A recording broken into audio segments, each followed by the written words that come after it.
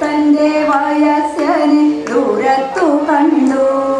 കണ്ടാലെത്ര കഷ്ടമെത്രയും മൂഷിഞ്ഞ ജീർണ വസ്ത്രം കൊണ്ടു തറ്റുടുത്തിട്ടു തരിയവുമിട്ടു.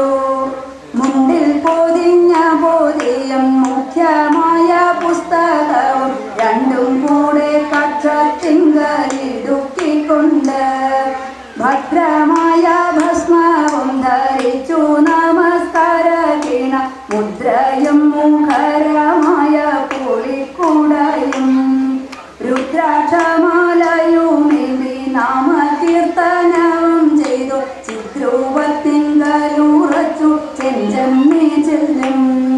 നാരായണ നാരായണ നാരായണ നാരായണ നാരായണ നാരായണ രാധാ ഗോവിന്ദ.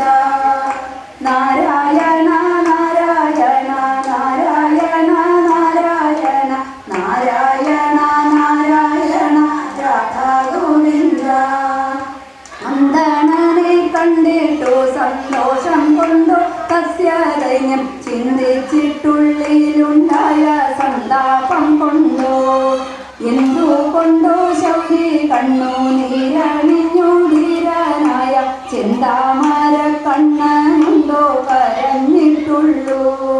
പള്ളി മഞ്ചത്തിന്നു വെക്കമുത്ഥാനം ചെയ്തിരുവക്കമുള്ള പരിജനത്തോടു കൂടി മുകുന്ദൻ ഉള്ളഴിഞ്ഞു താഴത്തെഴുന്നള്ളി പൗരവരന്മാർ വെള്ളം പോലെ ചുറ്റും വന്നു വന്ദിച്ചു നിന്നു.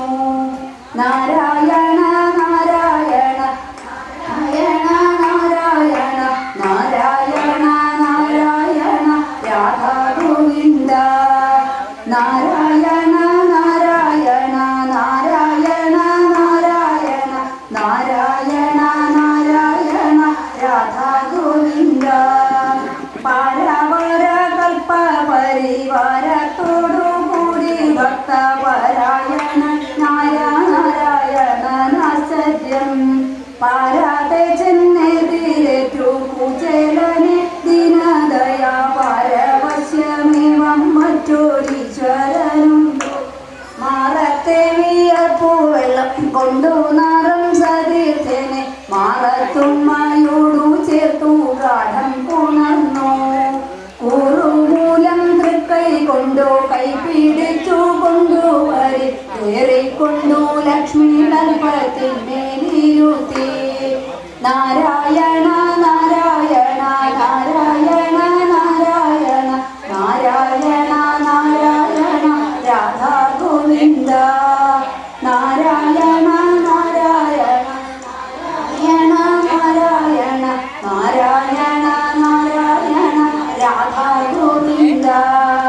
പള്ളിപ്പണികളെ കൊണ്ടു പാദം കഴുകിച്ചു വരൻ വെള്ളൊഴിഞ്ഞു ഭഗവതി വെള്ളമൊഴിച്ചു.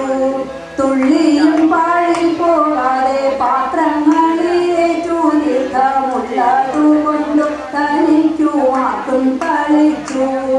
നന്ദനനും വസുദേവൻ യശോദയ്ക്കും ദേവകിക്കും നന്ദനനാം മുകുന്ദൻ തൻ ഭക്തനെ താനെ ചന്ദനവും പൂയിപ്പിച്ചു പൂജിച്ചു പൂലിദ്ധം വരെ ചന്ദനയവ കുസുമതി പാടിക്കൊണ്ടും